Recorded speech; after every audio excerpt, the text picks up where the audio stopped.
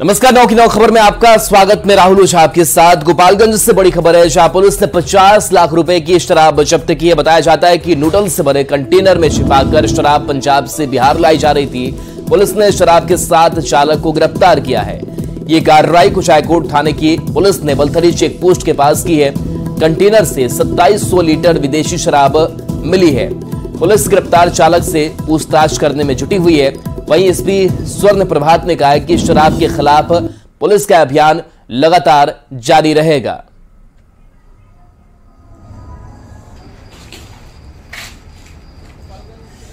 शराब के विरुद्ध अभियान लगातार जारी है। हम लोग सड़क मार्ग और जो नदी मार्ग दोनों मार्गों पर लगातार अपना विजिल बनाए रखे हैं और शराब तस्करों पर लगाम लगाने की हमारी कोशिश पूरी जारी है। इसी क्रम में पिछले विगत कुछ दिनों में कई नाव भी पकड़े गए हैं जो शराब से लदे हुए थे, कई गाड़ियां भी पकड़ी गई है और ये अभियान लगातार जारी रहेगा। समस्तीपुर से बड़ी खबर है, जहां बरौनी रेलखंड पर मिथिला एक्सप्रेस ट्रेन में टीटी पर एक यात्री को धक्का देने का आरोप लगा है। धक्का के कारण ट्रेन से गिरकर यात्री गंभीर रूप से घायल हो गया। घायल यात्री को इलाज के लिए उजियारपुर पीएचसी में भर्ती कराया गया है, जहां से उसे सदर अस्पताल रेफर किया गया। जख्मी यात्री बिहार के पूर्वी चंपारण जिला के सुगौली थाना क्षेत्र का रहने वाला नवल प्रसाद है। परिजनों का आरोप है कि स्लीपर कोच के टिकट के लिए जुर्माने के रूप में टीटी ने 500 रुपए की मांग की थी। रुपए नहीं देने के बाद टीटी ने नवल किशोर को धक्का दे दिया। परिजनों के शिकायत पर पुलिस मामले की जांच में जुटी हुई है। पैसा हम लोग नहीं सर, तो हम लोग उतर के चले जाएंगे, जनरल में चले जाएंगे। तो बोलते हैं नहीं अभी निकलो, और गाड़ी खुलने वाला था तभी वो हम लोग को मतलब उतार दिए। और जब उतार दिए तभी गाड़ी जस्ट खुल गया और हम लोग चढ़ गए। और ये चढ़े तब तक उनका पैर फंस गया और गिर गए। तो टीटी के द्वारा जबरदस्ती उतार धक्का दे दिया। जी, धक्का मार। तो चलती ट्रेन से यात्री को टीटी ने धक्का दे दिया और तस्वीरें हमने आपको दिखाई, जहां पर शख्स का इलाज अस्पताल में कराया जा रहा है। और इस घटना के बाद से कई सवाल भी है और ऐसे में न्यूज़ 18 ये पूछता है कि टीटी ने यात्री को धक्का क्यों दिया। सवाल यह भी है कि कोई अनहोनी होती तो इसका जिम्मेदार आखिर कौन होता। सवाल यह भी कि यात्री की जिंदगी से खिलवाड़ का हक इस टीटीयू को किसने दिया और आरोपी टीटी पर कार्रवाई कब तक होगी। मुकेश हमारे साथ जुड़े हुए। मुकेश, क्या पूरा विवाद ट्रेन के अंदर हुआ? टीटी पर धक्का देने का आरोप लगा है, अगर कुछ हो जाता तो इसकी जिम्मेदारी कौन लेता? क्या पूरी खबर है? जी, निश्चित रूप से ये जो मामला सामने आया है काफी दुखद है और रेलवे प्रशासन को इस पर जरूर सोचनी चाहिए। जब रेलवे के द्वारा फाइन की व्यवस्था की गई है, जनरल बोगी के टिकट उसके द्वारा लिया गया था और यात्री अतिरिक्त जो फाइन होता है वो देने के लिए तैयार था, उसके बावजूद इस तरह की घटना आई है। और घटना सामने आने के बाद जो यहाँ पर जीआरपी के लोग हैं उनके द्वारा पूरे मामले की जांच करने की बात कही गई है। समस्तीपुर रेल मंडल के डीआरएम के द्वारा भी पूरे मामले की जांच करवाकर कार्रवाई करने की बात कही गई है। लेकिन अब देखने वाली बात होगी कि इस पूरे मामले पर कार्रवाई कब की जाती है। और ये जो भी मामला है काफी गंभीर मामला है। टीटी को इस तरह की घटना नहीं करनी चाहिए अगर उसके द्वारा की गई है तो। जी चलिए, शुक्रिया मुकेश इस अपडेट के लिए आपका। और इस बीच दिल्ली से बड़ी खबर, जहां लैंडपुर जॉब मामले में आज सुनवाई होनी है। लैंडपुर जॉब मामले में सुप्रीम कोर्ट में सुनवाई होनी है। लालू प्रसाद के करीबी की याचिका पर सुनवाई होगी। गिरफ्तार अमित कात्याल की याचिका पर आज सुप्रीम कोर्ट में सुनवाई होनी है। मनी लॉन्ड्रिंग मामले में अमित कात्याल गिरफ्तार है। कात्याल ने मुकदमे को रद्द करने की मांग कोर्ट से की है। तो अमित कात्याल की याचिका पर आज सुनवाई होने वाली है। निगाहें सुप्रीम कोर्ट पर होगी कि क्या सुप्रीम कोर्ट की तरफ से टिप्पणी सामने इस पूरे मामले को लेकर के सामने आती है। फिलहाल मनी लॉन्ड्रिंग में अमित कात्याल गिरफ्तार है। लैंडपुर जॉब मामले को लेकर के कार्रवाई चल रही है, जांच चल रही है। दानापुर में अतिक्रमण हटाने के दौरान कुछ उपद्रवियों ने पुलिस की टीम पर हमला कर दिया, जिसमें करीब 10 पुलिसकर्मी घायल हुए हैं। दानापुर प्रखंड कार्यालय में बाढ़ पीड़ितों ने अवैध कब्जा कर रखा था, जिससे कोर्ट के आदेश पर हटाने के लिए प्रशासन की ओर से पहले नोटिस दिया गया था और नहीं हटने पर जबरन अतिक्रमण हटाने के लिए पुलिस की टीम ने एक अभियान चलाया। इस दौरान गुस्साए लोगों ने पुलिस टीम पर हमला कर दिया। इस मौके पर जमकर आगजनी भी की गई। में यहाँ पर कुछ असामाजिक तत्वों ने इलीगल जो न्यूसेंस के एलिमेंट्स हैं उनके द्वारा पथराव किया गया और आगजनी की गई। तो यहाँ पर आग लगाने के क्रम में काफ़ी नुकसान भी हुआ। पुलिस भी कर्मी लगभग 10 के करीब अभी तक इंजर्ड हैं, जिनका उपचार किया जा रहा है और सब डिविजनल हॉस्पिटल और अलग हॉस्पिटल में उनका इलाज किया जा रहा है। अभी तक जो 10 तो हमारे पुलिस कर्मियों की नुकसान है, उसके अलावा कुछ सिलेंडर्स भी यहाँ फटे हैं, उसकी हम गिनती करवा रहे हैं कि कितने सिलेंडर्स फटे हैं। जो अभी यहाँ से मटेरियल बरामद किया जाएगा उसके बाद ही हम पूरा अपना क्षतिग्रस्त कितना चीजें हुई हैं इसकी जानकारी आपको दे पाएंगे। धनबाद मंडल कारा में बंद शूटर अमन सिंह की गोली मारकर हत्या कर दी गई। यूपी का रहने वाला शूटर अमन सिंह पूर्व डिप्टी मेयर नीरज सिंह हत्याकांड का आरोपी था। उसे जेल के अंदर गोली मार दी गई थी। गंभीर हालत में उसे SNMMCH लाया गया, जहां उसकी मौत हो गई। पिछले साल 6 मई को कोर्ट में पेशी के दौरान उसने मीडिया के सामने जेल में हत्या की आशंका जताई थी, जो सही साबित हुई। वहीं जेल के अंदर फायरिंग की इस घटना को लेकर कोयलांचल में कोहराम मच गया है। बीजेपी ने राज्य सरकार पर निशाना साधा है, जबकि डीसी और SSP ने हत्याकांड की जांच शुरू कर दी है।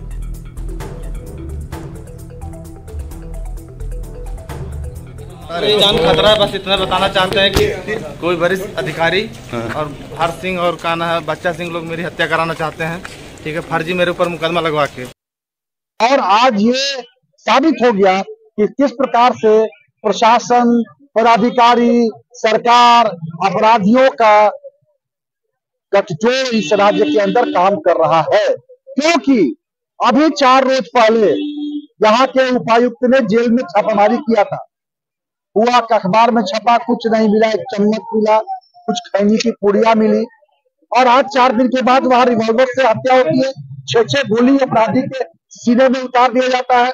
मैंने तो मांग किया है कि जो भी इस छापामारी में नीचे से ऊपर तक जो लोग थे सबको अविलंब बर्खास्त किया जाए। इस तरह से जेल में हत्या हुई है तो जेल में हथियार कैसे गए?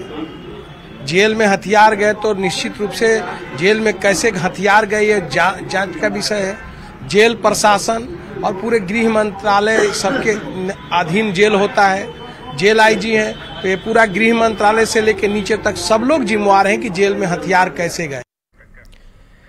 धनबाद जेल में बंद शूटर अमन सिंह हत्याकांड की जांच तेज हो गई है। डीसी वरुण रंजन और SSP संजीव कुमार से DDC, STM, City SP और ग्रामीण SP के साथ साथ कई आला अफसर जेल पहुंचे। बड़ी संख्या में पुलिस फोर्स भी छापेमारी करने जेल पहुंची। करीब 5 घंटे तक जेल का चप्पा चप्पा छान मारा गया। इसी दौरान हत्या के आरोप में कैदी को गिरफ्तार किया गया। घटनास्थल से कुछ खोखे मिले हैं, पर जो हथियार से अमन सिंह को गोली मारी गई थी वो पुलिस के हाथ अब तक नहीं लगी है। गिरफ्तार आरोपी के नाम का खुलासा नहीं हुआ है। इस मामले की जांच के लिए रांची से भी 3 सदस्यीय टीम बनाई गई है, जबकि डीसी ने STM और City SP के नेतृत्व में जांच टीम बनाई है। शूटर अमन सिंह का शव SNMMCH में रखा गया। शव का पोस्टमार्टम आज कराया जाएगा। को अंजाम दिया गया है। पुलिस ने उसकी शिनाख्त कर ली है और FIR करते हुए आगे इन्वेस्टिगेशन की कार्रवाई की जा रही है। साथ ही साथ इस घटना के पूरे जांच के लिए हम लोगों ने एक इंक्वायरी कमेटी जो है additional collector, ADM law and order और City SP की टीम हम लोगों ने बनाया है और साथ ही साथ मजिस्ट्रियल इंक्वायरी के लिए भी हम लोगों ने लिख दिया है। जिसने हत्या को कारित किया है उसकी गिरफ्तारी हम लोग सुनिश्चित उसको हम लोग चिन्हित कर लिए हैं। फर्दर इन्वेस्टिगेशन हम लोग कर रहे हैं। जानकारी को अभी हम लोग जो सारी जानकारी हम आपके साथ शेयर करेंगे। अभी हम लोग उसके साथ बातचीत हो रही है फर्दर, ताकि इसमें जो इन्वेस्टिगेशन में जो अन्य बिंदु हैं उस पर हम लोग डिटेल से जांच कर पाएं। इसमें सारे जैसे कि उपायुक्त महोदय ने बताया कि इस संबंध में जो भी लैप्सेस हुए हैं या किस कारण से जो भी हुए हैं उस संबंध में एक इंक्वायरी कमेटी ऑलरेडी हम लोग इंक्वायरी कर रहे हैं और एक टोटल जो मजिस्ट्रेट और जेल एडमिनिस्ट्रेशन और पुलिस हम लोग मिलकर। धनबाद जेल में शूटर अमन सिंह के मर्डर के बाद झरिया की कांग्रेस विधायक पूर्णिमा नीरज सिंह का फेसबुक पोस्ट वायरल हो रहा है। इस पोस्ट में उन्होंने संस्कृत के एक श्लोक का जिक्र किया है। साथ ही उस श्लोक का अर्थ समझाते हुए लिखा है कि हर अच्छे और बुरे कर्मों का फल जरूर मिलता है। दरअसल विधायक पूर्णिमा नीरज सिंह के पति नीरज सिंह के मर्डर के आरोप में ही शूटर अमन सिंह धनबाद जेल में पिछले कुछ समय से बंद था। अब जबकि उस शूटर का ही मर्डर हो गया है तो FB पोस्ट के रूप में विधायक पूर्णिमा नीरज सिंह की प्रतिक्रिया सामने आई है। तो पूर्णिमा नीरज सिंह का ये पोस्ट आपको दिखा रहे हैं, जिसमें उन्होंने इस बात का जिक्र किया है। और ऐसे में कई सवाल भी हैं कि धनबाद जेल में हथियार कैसे पहुंचा, जिस हथियार के जरिए इस हत्याकांड को अंजाम दिया गया। सवाल यह भी है कि जेल में हथियार ले जाने के लिए दोषी कौन है और इस दोषी पर कार्रवाई कब तक होगी। लापरवाही के जो दोषी हैं उनके ऊपर भी कार्रवाई कब होगी, सवाल ये भी है।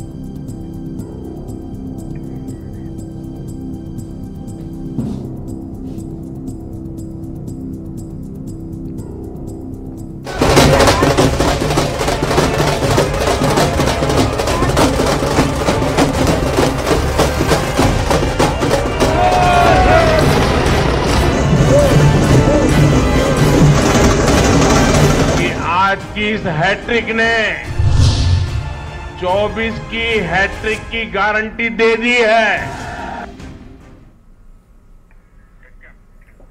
3 राज्यों के विधानसभा चुनाव में प्रचंड जीत के बाद बीजेपी मुख्यालय पहुंचे पीएम नरेंद्र मोदी ने जीत के लिए जनता का धन्यवाद देते हुए कहा कि यह विकसित भारत के सपनों की जीत है।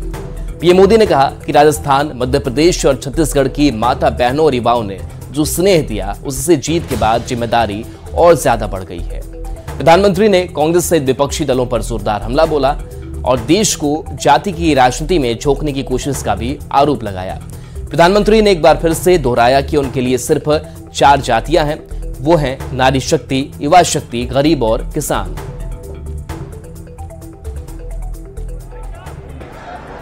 हमारे राष्ट्रीय अध्यक्ष आदरणीय प्रधानमंत्री इस चुनाव में देश को जातियों में बांटने की बहुत कोशिशें हुई। मेरे लिए देश में 4 जातियां ही सबसे बड़ी जातियां हैं। और जब मैं इन 4 जातियों की बात करता हूं, हमारी नारी शक्ति, हमारी युवा शक्ति, हमारे किसान और हमारे गरीब परिवार, इन 4 जातियों को सशक्त करने से ही देश सशक्त होने वाला है। और इस बीच सुशील मोदी का बड़ा बयान भी सामने आया। 3 राज्य में बीजेपी की जीत पर उनका बयान सामने आया। विधानसभा चुनाव परिणाम ने संकेत दिए हैं। उन्होंने कहा कि बिहार से लालू नीतीश राज की विदाई तय है। लोगों को पीएम मोदी पर भरोसा है। बिना सीएम फेस के बीजेपी जीत सकती है। ये ब्रांड मोदी पर जनता के विश्वास की जीत सुशील मोदी ने बताई है। नीतीश कुमार बदलते समय की लिखावट पढ़ ले। लालू नीतीश राज की अंतिम विदाई के ये साफ संकेत है। सुशील मोदी ने कहा कि 3 राज्यों में कांग्रेस की करारी हार से सहयोगी दल सबसे ज्यादा खुश होंगे। जेडीयू ने मध्य प्रदेश में अपनी औकात देख ली। उसके सभी उम्मीदवारों की जमानत जब्त हो गई।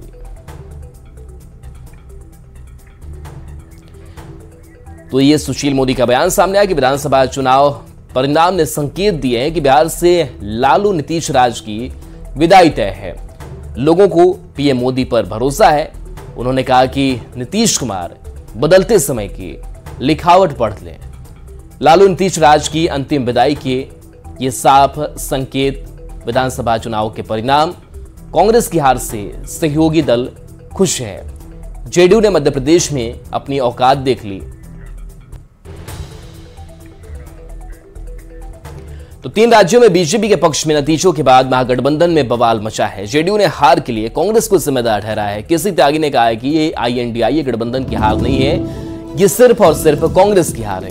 कांग्रेस ने सहयोगी दलों के लिए अपमानजनक शब्दों का इस्तेमाल किया। आईएनडीआई अलायंस चुनाव में कहा था, सिर्फ कांग्रेस पार्टी चुनाव लड़ रही थी।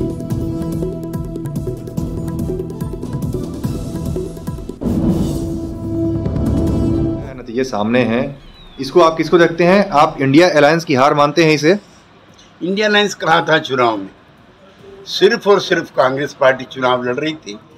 उन्होंने ना इंडिया गठबंधन के घटक दलों से संपर्क किया, ना सहयोग मांगा, और जो क्षेत्रीय दल उनकी सहयोगी दल उनकी मदद करना चाहते थे, उनके लिए भी उनकी भाषा अपमानजनक थी। लिहाजा ये हार सिर्फ और सिर्फ कांग्रेस पार्टी की हार। इधर जेडीयू प्रवक्ता नीरज कुमार ने पीएम मोदी पर प्रहार किया है। नीरज कुमार ने कहा कि मणिपुर में राजनीतिक पाप के चलते पीएम मोदी को मिजोरम में वोट मांगने की हिम्मत नहीं पड़ी। नीरज कुमार ने कहा कि कुछ राज्यों में बीजेपी की जीत हुई है, लेकिन तेलंगाना में करारी हार भी हुई है। नीरज कुमार ने कहा कि INDIA गठबंधन एक सीट पर एक प्रत्याशी खड़ा करने की योजना बनानी चाहिए। राज्यों के विधानसभा चुनाव, जिसमें एक राज्य मिजोरम, जिसमें आदरणीय नरेंद्र मोदी के मणिपुर में किए गए राजनीतिक पाप के चलते उनको हिम्मत नहीं हुआ मिजोरम की जनता से वोट मांगने का। लेकिन महत्वपूर्ण विषय यह है कि यह सच है कि भारतीय जनता पार्टी को इन राज्यों में बढ़त मिली है और तेलंगाना में भारतीय जनता पार्टी की बुरी गत भी हुई है। तो जस तो नरेंद्र मोदी जी ले रहे हैं, तो दूसरे राज्य में अपजस लीजिएगा ना। निश्चित रूप से इस बात को रेखांकित किया जाना चाहिए कि क्षेत्रीय पार्टियां, वामपंथी पार्टियां और कांग्रेस सहित तमाम राजनीतिक पार्टियों को एकजुट होकर एक सीट पर एक उम्मीदवार 1 to 1 का फाइट इस देश के संविधान को बचाने के लिए, फर्जी सनातनी से देश को बचाने के लिए यह आवश्यक है। और इस बीच पटना से बड़ी खबर है, जहां मुख्यमंत्री नीतीश कुमार सोमवार के दिन जनता की फरियाद सुनते हैं, लेकिन आज लगने वाला जनता दरबार स्थगित कर दिया गया है। जनता के दरबार कार्यक्रम की सारी तैयारी पूरी कर ली गई थी। कई फरियादी अपनी फरियाद लेकर मुख्यमंत्री से मिलने भी पहुंचे थे, लेकिन अब वो निराश होकर वापस लौट रहे हैं। तो सीएम का जनता दरबार स्थगित हो गया है। बता दें कि आज जनता दरबार सीएम नीतीश कुमार का नहीं लगेगा।